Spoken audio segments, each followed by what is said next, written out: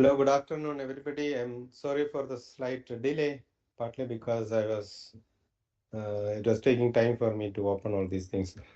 Um, yeah, so this is the third live session that we have in this particular course on nuclear and particle physics. I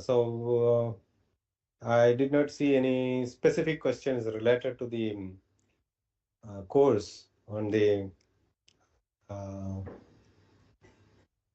the Excel sheet that was shared. So I will try to tell a little some information about some of the things that we could not as such cover in the course because that was slightly beyond the scope of the course. But at the same time, it's closely related.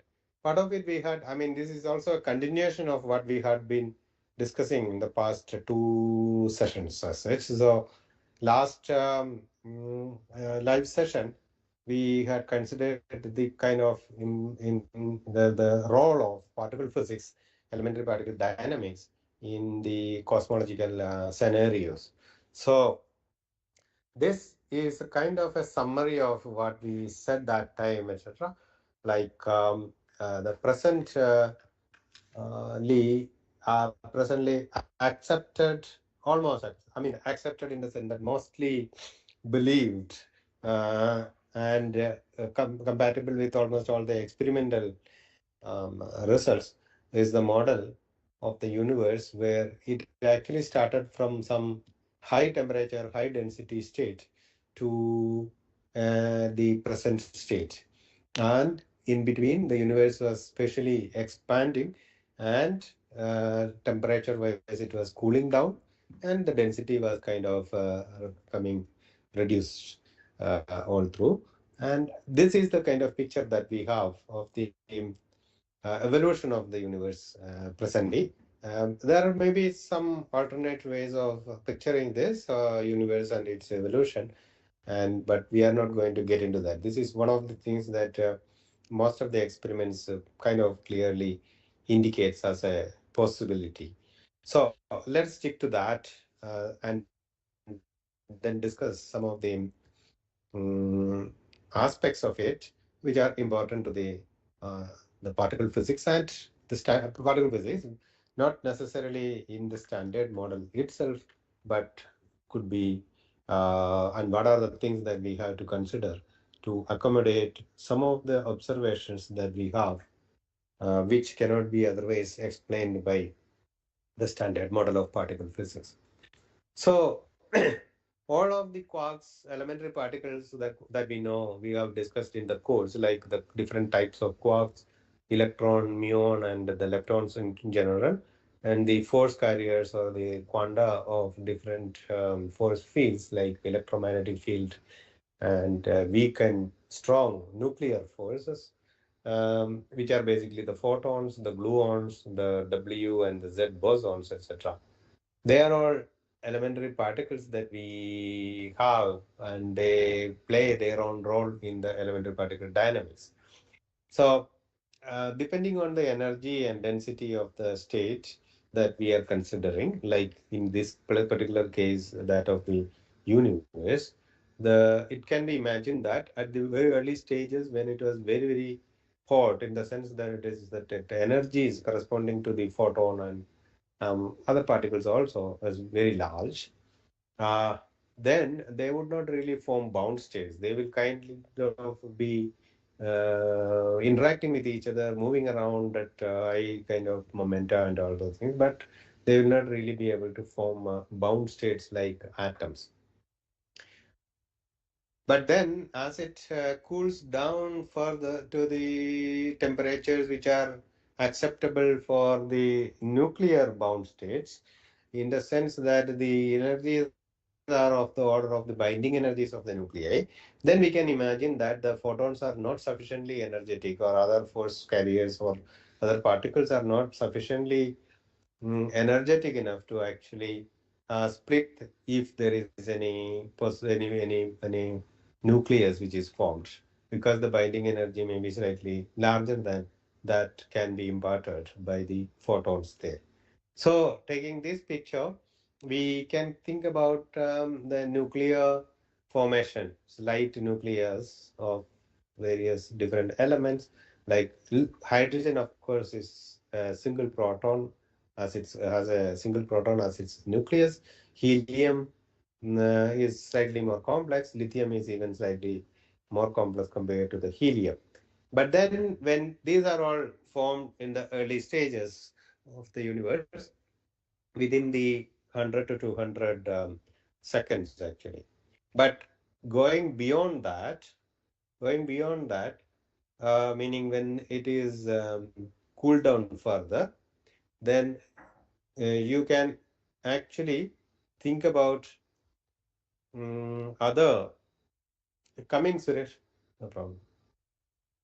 So we can actually, what about the heavier elements? The heavier elements that we have are uh, like the carbon, say for example, they are not really formed there because when the nucleus is formed this way, beyond lithium, there's a band gap. Not the band gap. The energy, binding energy, to is kind of slightly larger there in that this thing way, and then therefore we cannot actually afford to have, or it is not possible to actually go and make heavier elements from lithium. So how would you actually make heavier elements? One possibility to think about is adding more protons to lithium nucleus. So that's, considering the nuclear physics, it is bit difficult in the energetic terms, and therefore in the early stages of the nucleus, we don't really have any heavier elements there. So how do we actually see all these iron and things, iron or carbon and other elements that we, heavy elements that we see? Now, that is something which one has to look elsewhere, in the sense that not outside the universe, but other phenomena in the universe. So let me tell one word about it and then don't talk about it further. Okay. So for that reason, I'll tell you. Later on, we will see that the structures will be formed and there will be stars which are formed. And then there are some stars which are heavy and they actually gravitate. And then there are some mechanisms which actually allows basically the nuclear reactions inside that will actually have a lot of energy generated, and then they kind of at some point explode and die in a sense, and that will be kind of the death of that star. Is called it a supernova.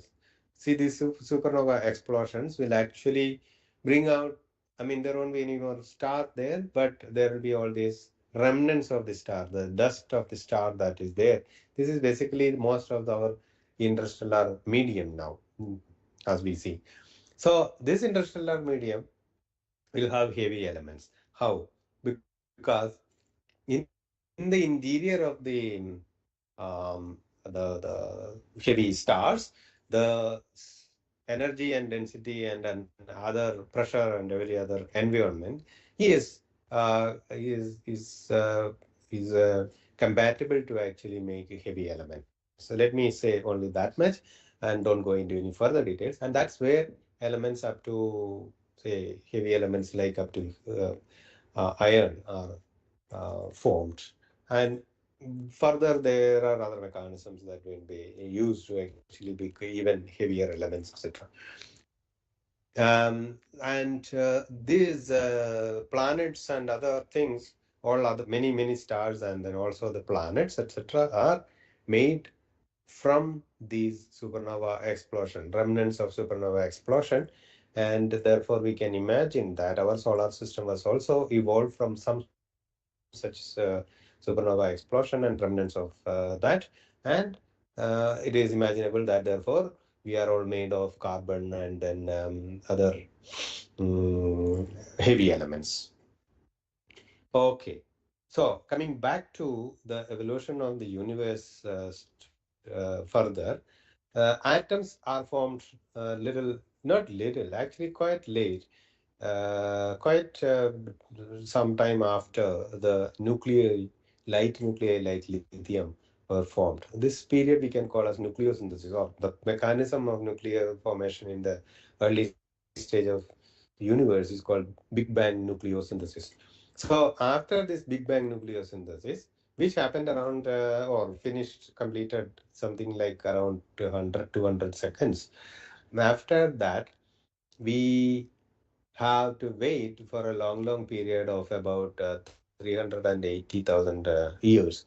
And that's when the temperature has cooled down to electron volt energies, which is the atomic scale energy. You know that the hydrogen atom, the electron in the hydrogen atom requires something like 13.6 electron volt to be given to it to eject it. So if you want to eject an electron from hydrogen atom, by say bombarding with gamma rays, the gamma ray energy should be at least 13.6 electron volt. So, but if it is more than that, much more than that, you can imagine that these all the photons will actually be keep kicking these electrons from all these atoms, and then they will be just moving freely rather than being bound to the atom. So that was the period before this. And after that, when the universe actually cooled down to these electron volt temperatures, atoms could be formed. Electrons could combine with this nuclei, etc. Now, what happens to these photons? The photons actually were interacting with all these electrons, nuclei, etc. that is there previously. And now they have formed the nuclei and electrons formed bound states called neutral atoms. Atoms are neutral. Therefore, the interaction of the photon externally coming from outside the atom is very feeble because it is electrically neutral as an atom as a unit.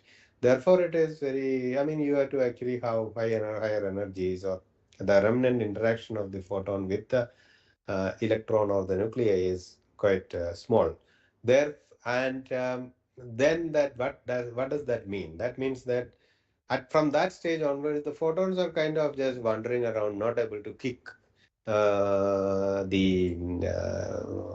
nuclei or electrons because they have actually joined together a team and then formed kind of an atom, neutral atom.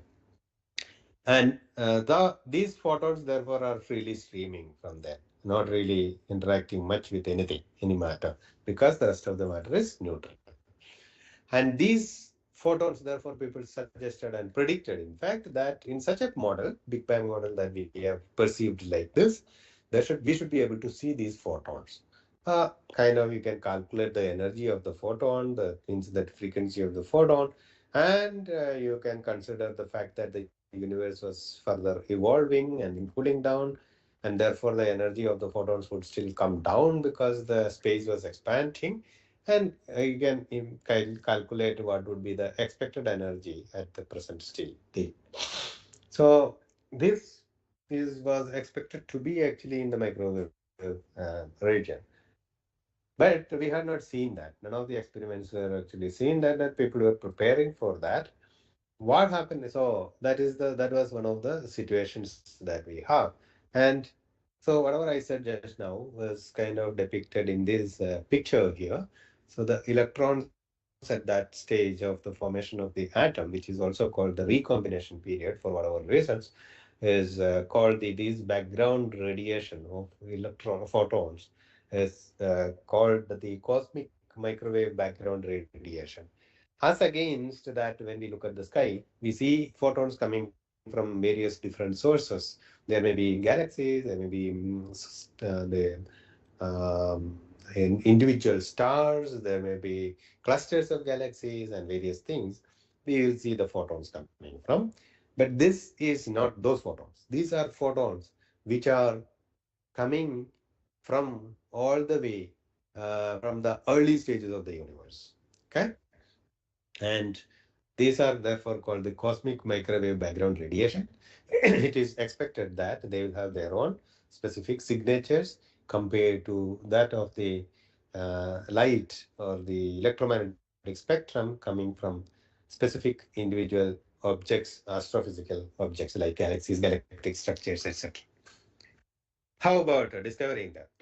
This discovery is one of the strange discoveries in the sense that it was completely unexpected, non-planned way of finding this cosmic microwave background by these two gentlemen who are working on the microwave antennas of the Bell Labs. And they found that this strange noise in the microwave range is something which is buzzing around whatever they do. So what do you do when you want to do some communication system to be developed? You want to communicate without much noise in that. When you're talking to your friend on phone, you don't want some noise which is coming there. So sound should be clear. And how do you make it clear is actually there has to be some mechanism to reduce the noise that is coming from outside as well. Okay, and pick up only the signal that you have. So, but in this case, they had this noise which they could not reduce at all. And finally, the bottom line is that they realized. Also, they discussed with some of the scientists who were working at that time in trying to find out this cosmic microwave background radiation itself. And so they realized that it is possibly that. So that is the way that it was discovered, and it is later confirmed that it is indeed so. And then we had, of course, by the time developed, or little later, developed the specific experiments to study this explore, I mean, find, observe this, and then study that, etc. And the first study by Kobe, Cosmic Background Explorer, itself actually suggested that the so this itself suggested that it is a blackbody spectrum, and that blackbody spectrum is suggesting that it's a it could be considered as a black body of temperature 2.78 Kelvin. Now we have a slightly better, more precise measurements, and then it is telling a slightly different, very, very slightly different number than 2.78, but 2.75 or some such as thing. But it's close to this thing. This is okay. This is good. That is, it is a uniform thing. It is actually isotropic. It is coming from everywhere, and then things like that, which we will see a little later as well. But essentially, Kobe established that it is a black body spectrum. In fact, there were independent measurements otherwise also, and from what is called the Cobra mission, and both actually confirmed each other. Cobra came a little later than Kobe, although they were completely independent in the sense that they were competitor experiments, but it confirmed that the thing as well. All right, later on we have again we had many missions to study this more precisely, scanning the sky, entire sky over very, very small angles, and then trying to see the spectrum in individual um, regions at different angles, averaging over different angles, and various other analysis possibilities that were considered. So the picture that we have now is the latest one, which is taken from taken by the Space Telescope Planck mission, and which completed its observation in 2013, and now that is the latest that we have. So that tells us, if you look at this, is consider this as the entire of sky that we have, that we can observe, and all angles of all different regions of that. If you consider everything where it's by and large a kind of uniform in the sense that any small patch of this that you consider, it cannot be distinguished from the other. You cannot tell me that, oh, okay, there is this blue and then red patches. So if you take small enough this one, then there will be some difference, etc. Yes, that's true. But the point is that this is an exaggerated picture. The maximum difference that we have here between two different between the red point, the maximum temperature that we have in any locality. And the blue point is only 10 power minus 5 in units of the temperature itself. Otherwise, I mean, delta T by T is only 10 power minus 5, which means that, which means that it is by and large uniform, I mean, a kind of a constant distribution.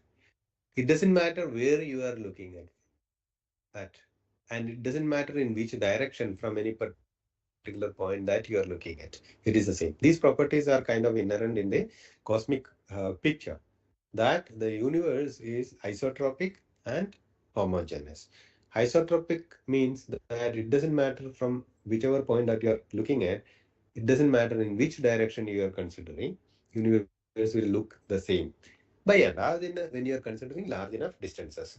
Well, the planetary or stellar or galactic scales, it may not be. You have to go to very large scales that we can perceive. But considering the universe, it is not a very, very large scale. So it is at the scales at which you have some number of galaxy clusters. So in that kind, at that kind of scales, length scales, the universe is the same everywhere. Okay. And this is also true with a microwave background radiation. This was a very compelling reason to actually believe and then trust what the cosmic microwave background, what the Big Bang theory says, or rather, that it is possible to conceive that the Big Bang theory is a possible explanation of the evolution of the universe. And it is very, very consistent with this picture that we see. What else do we know from this thing? Think about it. What was happening again? Like as I told you, before the atoms were formed, the electrons and nuclei were actually freely moving around, not being in a bound state and interacting quite intensely with the photons there. Which means, I mean, like a plasma. A plasma is a highly interacting thing for electromagnetic field. You cannot actually send, it is not transparent to photons. But neutral atoms are. And but before the formation of this thing, all these interactions would actually be happening, and at the moment, think about it, like as it evolves, at some point, I mean, there would have been a time difference, but in a short time, basically all these photons, which were intensely interacting with the plasma otherwise, were kind of now free and then freely streaming. So you can imagine that that photons which are coming from this would actually be leaving some kind of, or having some kind of a sense of what kind of interaction or a signature of what kind of interaction that was happening in the stage just before this, that is in the plasmas. So there are some specific models that people have thought about and then studied, and then it is quite robust models from all aspects that we understand as physicists. So we can kind of rely on that very much. And then with that kind of a picture, then we can actually see what kind of an isotrope is that. I said that earlier. That there is, although it is by and large, large scale, it is very uniform and isotropic and then homogeneous, etc. Now, if you take very local regions, there will be some temperature fluctuations there. Blue and red regions that we saw there, these blue and red regions. And if we can actually study that, that could be that would be able to tell us about the interactions and the dynamics that was going on earlier to this formation of these atoms there, or the CMB spectrum free stream of the photon stream free streaming. This is typically done by looking at the spectral analysis, in the sense that, most of you must have gone through the Fourier spectrum, Fourier analysis, right? Fourier analysis will actually tell you if you have a composite wave or any function in that, for that matter, you can split that into trigonometric functions. So sums of the trigonometric functions. So these sums will actually tell you how the angular distributions of various these things are. But in particular, I mean, that's one way of trying to see that. I mean, different frequencies and things like that in the case of these optical waves or in the Fourier yes, uh, series analysis. But there are other ways also to do that, which is quite similar to that. But in this particular case, if you have heard about the spherical harmonics, which basically you may have come across in the hydrogen atom problem. And when you solve the hydrogen atom, spherically symmetric hydrogen atom problem in the in atomic physics, in the quantum mechanics course. So this is the same. Actually, it is kind of, points on a unit sphere that you can consider. And these spheres can actually be considered in terms of theta and phi, and any function which actually can be thought about as seeing written in terms of spherical polar coordinates, and in particular theta and phi. So you can actually expand these delta t, which is a function of the spatial points, and that can be actually expanded in the spherical harmonic system. Similar to orthogonal functions, these functions are also, similar to the trigonometry functions sin theta cos theta. These spherical harmonics YLM are also orthogonal functions, and that is how we can. That is the property that allows us to actually expand this any function in terms of this. Anyway, cutting the kind of details down, the point is that we will be able to actually spectral analyze the spectrum, or the spectral analysis of this temperature fluctuation, and then see that different values of L. What is L? L corresponds to some kind of an angular momentum that we can associate with the previous stage of the interactions in the plasma, etc. And again, from here we can, in the specific models that we are considering, which is, as I said, a robust model, we can actually think about the different features of the spectrum caused by different properties of the state of the system. So, in particular, what are the interactions that we can think about in that plasma? One is electromagnetic interaction, the other is gravitational interaction. And then it will also give you picture information about the expansion of the universe, which is basically the information about the curvature of the universe, etc. So the universe by and large is flat. That is one of the things that we see. And then that is also coming out from the CMB spectrum, which actually tells you that the total energy density is very close to the energy density required for the critical energy density required for the flat geometry, flat universe. This observation of that the curvature of the universe is very small now, that it is almost flat, is kind of also seen from various other observations, okay, astrophysical observations. Um, but anyway, this is coming also from this CMB spectrum. The other thing that it sees is that the interaction of the total energy, I mean, gravitating matter. So we can think about it as, call it the total matter content, which gravitating matter content. Okay, that can also be inferred because looking at how the gravitational interactions are otherwise placing.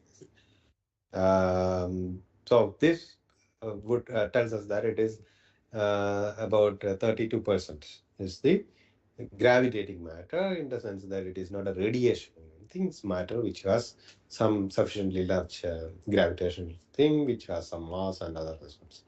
Then there is also this photon interaction, electromagnetic interactions, and electromagnetic interactions are sensitive to not everything in the matter, but only to the charged particles. Charged particles like nucleus, etc. Electron mass is very small, so we can neglect it, and therefore this baryon mass is what is it is called the baryon content of the universe, and the baryon energy density corresponding to the total this one is only 5%, corresponding to the interactions that we have seen.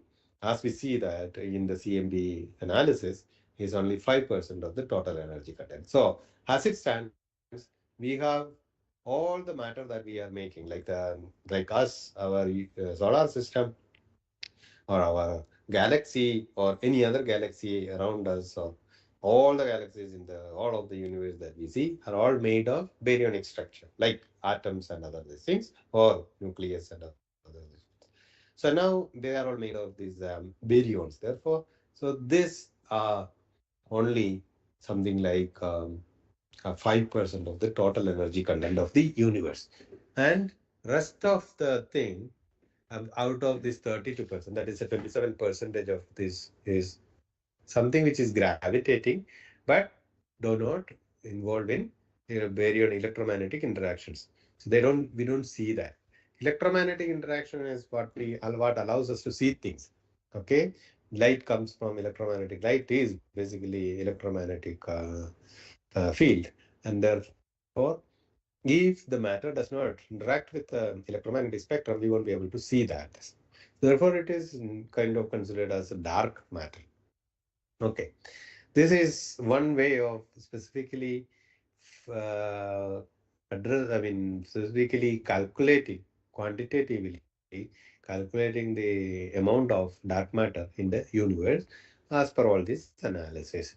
And there are also other ways of estimating, not estimating, like, yeah, I mean, identifying dark matter and some kind of estimation as well. So this dark matter, CMB spectrum was found very recently, like in the 60s, 70s. But then this dark matter, hint of the dark matter was already there from 1930s. Now, basically, uh, local galaxies. I mean, the dark matter, if it is there, it is there. Yeah, it's not localized to a particular place. It is spread out in the universe. And in particular, we can also think about, this is the prevalent notion now, that the structures are basically formed by the gravitational interactions of the dark matter, and then the baryon density, baryons were, or the matter content in the form of baryonic matter, was kind of riding on it, and then formed whenever have been gravitated along with this dark matter, and then formed the visible part of the galaxies and other things. But beyond that visible part, there must be a large non-visible part of this one, which has a local distribution, local gravitational local density profile that we can think about. And it has its own way, signatures. So one of the things that we have seen from long before is, again, without going into the details of this, is from the observation of the velocities or the speeds of the stars in the periphery of galaxies like a spiral galaxy. So it is imaginable that most of the mass in such galaxies are concentrated or focused in the center of the the galaxy, and as we go farther away from the galaxy center, the density comes down to small values. And if we consider some stars at the periphery, then it will be kind of seeing the central massive body, and then moving around that, like our Earth moves around Sun in a manner. But that kind of thing we can in Newtonian gravity, or even so the we will tell us what is the expected velocity of this, or at least as you go farther and farther from the sender, how does the velocity vary? And it is expected to actually fall down, and this is but not seen. So you can see that here, like in a quick way. Again, let me not go into the details of that. So if it is the way that we have the light that we, as the matter is distributed considering the light that we see, like the light is more intense in the center and then fades away as we go away. So if the density, matter density is also like that, then it is expected to be actually kind of falling down so square root of r. But instead of that, it was actually going slightly more than this. It is proportional to r in a sense. That way we have to explain what's going on. So one of the explanation is that there is this dark matter halo, dark matter which is surrounding or everywhere in the galactic region, and it has its own gravitating, I mean, the matter density profile, and that will be spread out a little more than what we see as the light concentration, and therefore it is imaginable that it is it can be explained due to some mass distribution. Similarly, there are other observations like what is called the gravitational lensing, which is simply that if there is a distant galaxy, and then we are looking at it from Earth, and in between, if there is a gravitating object like a big galaxy or something, then that will act as a lens of gravitational lens, and this will form a ring, which is now called Einstein's ring, around this object, the galaxy that we have in the middle. And instead of seeing that distant galaxy as a point object. Now, what are the properties of this thing? Like, for example, the ring size, etc., will depend on this gravitational interaction there, which means the mass that we have. So we can estimate the mass of the galaxy from the visible spectrum, I mean the light that we see and electromagnetic spectrum that we see from that. That estimate, in many cases, do not match with the size of the ring that we have. The size, to explain the size of the ring, we need more matter to be attributed to that particular locality, and that's another indication that there is dark matter there. So there are such interactions. I mean, I'll try to conclude it in another 5 minutes or something like that. So now, as far as particle physics is concerned, the big question is that now that we know that everything in the universe cannot be explained due to quarks and leptons, as we thought earlier, now we have to also understand what's called this dark matter. What is it? So we know some of the properties already, that it does not interact strongly, it does not interact much with the electromagnetic spectrum, and it has to have some mass. Okay, it's weakly interacting, very weakly interacting. Therefore, we don't really see usually, and therefore it's also called the weak. Okay, one of the candidates therefore that earlier times that people proposed this weakly interacting massive particle or WIMP. And mm, what about the neutrinos? Their mass, they have some small mass, but they also are weakly interacting particles. That's all true, good, but they are too light to actually fit to the whole business when you look at the details. Okay, so what about the particle physics studies? So particle physicists are kind of proposing, say, one of the things that we do is to actually say that, okay, there could be more other candidates. What are the possible candidates? Additional particles, maybe there are additional scalar particles, maybe there are additional fermionic particles, and it cannot be arbitrarily proposed. It has to be proposed through which any model that you propose should satisfy all the existing experimental constraints. And what are the experimental constraints that we have? One of the things is that imagine that our galaxy has a lot of this dark matter, then we can set up some kind of an experiment to detect the dark matter as we pass through them. Like Earth is now passing through this dark matter, density dark matter, and therefore we should be able to detect it somehow. But since they are very weakly interacting, there are be some special ways to do that, and people have thought about that using very heavy elements. And this is called the direct detection experiment. So here what happens is that the dark matter interaction will actually be sensed by the heavy nuclei, and then that will in turn be actually uh, sensed by some detectors. And those are the direct detection experiments. Then there could be indirect detection experiments where we have the dark matter annihilations.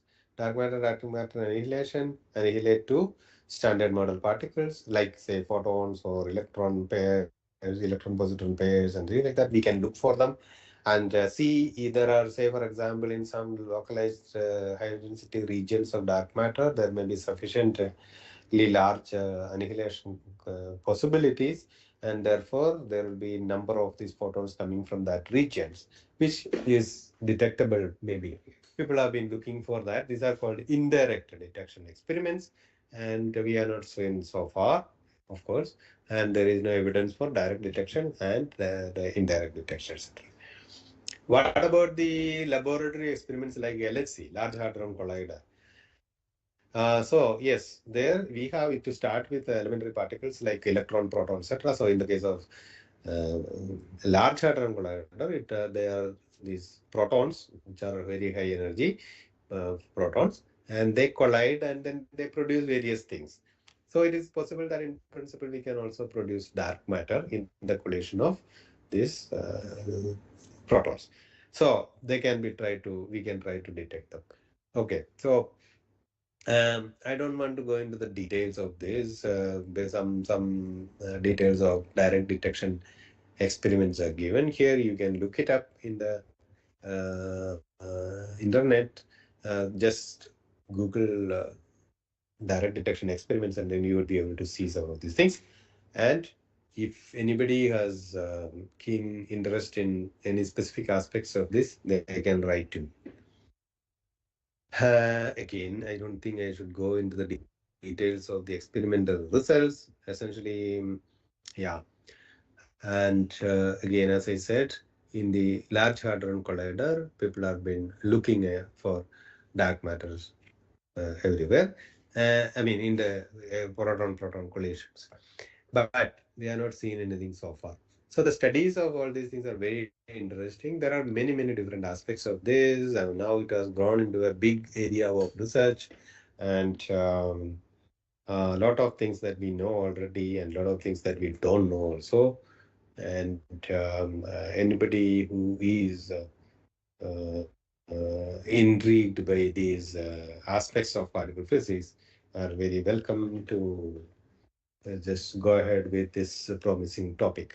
There are equally important and interesting topics other than dark matter in the particle physics when you go beyond the standard model. But at the moment, we don't want to go into any of those things. All right, I think I will kind of stop here. Okay, I think we can conclude this session. Translate. Yeah. All right.